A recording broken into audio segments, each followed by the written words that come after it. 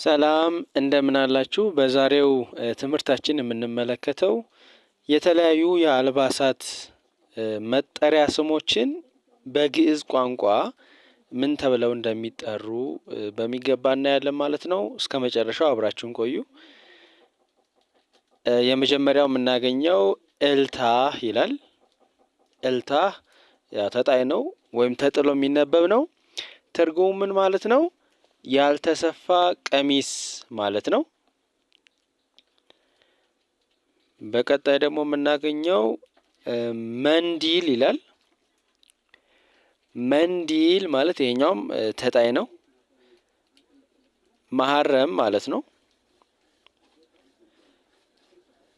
ቀጣይ ደግሞ የምናገኘው ቁንጽል ይላል።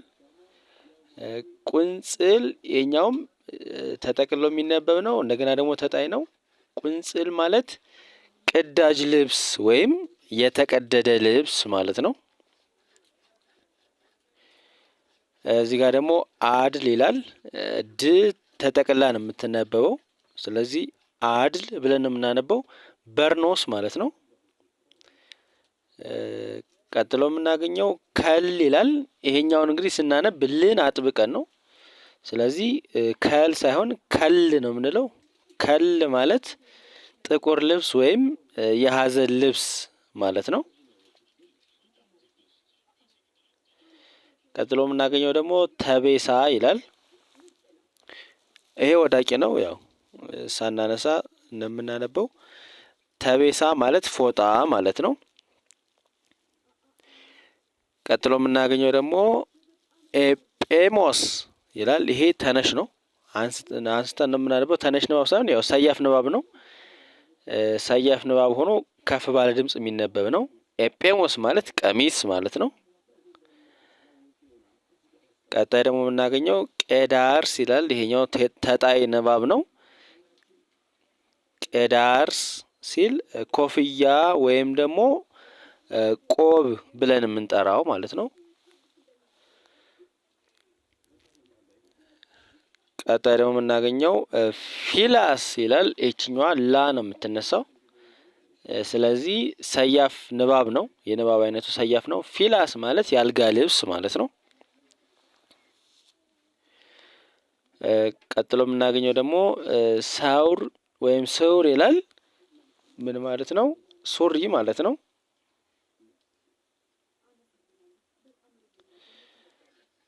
ቀጥሎ የምናገኘው ዘፈር የሚል ነው። ዘፈር የሚለው ደግሞ የልብስ ዘርፍ ማለት ነው። የተወሰነ ይቀራረባል።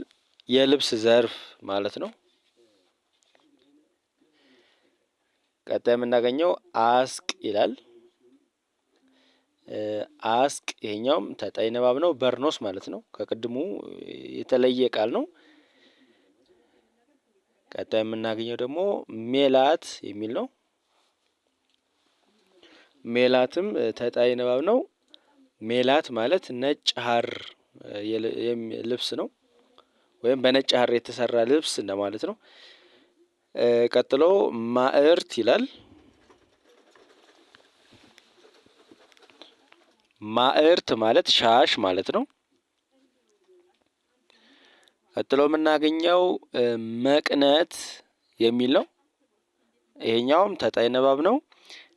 መቅነት ማለት መታጠቂያ ወይም በተለምዶ የምንጠራው መቀነት ማለት ነው። የተወሰነ ይቀራረባል። ቀጥሎ ደግሞ የምናገኘው ቅናት የሚል ነው። ቅናት የሚለውን ያው ቀበቶም ተደርጎ ይተረጎማል፣ ወይም ደግሞ መታጠቂያም ተብሎም ይተረጎማል። ሁለት ትርጉም አለው ማለት ነው። ቀጥሎ የምናገኘው ንቁበት። ንቁበት ማለት ደግሞ አጭር ቀሚስ ማለት ነው። አጭር ቀሚስ ማለት ነው።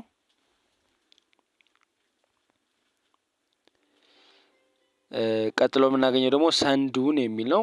ሰንዱን ማለት ነጠላ ማለት ነው።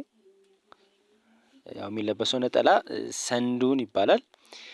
ቀጥሎ መግዘዝ የሚል ነው። መግዘዝ ማለት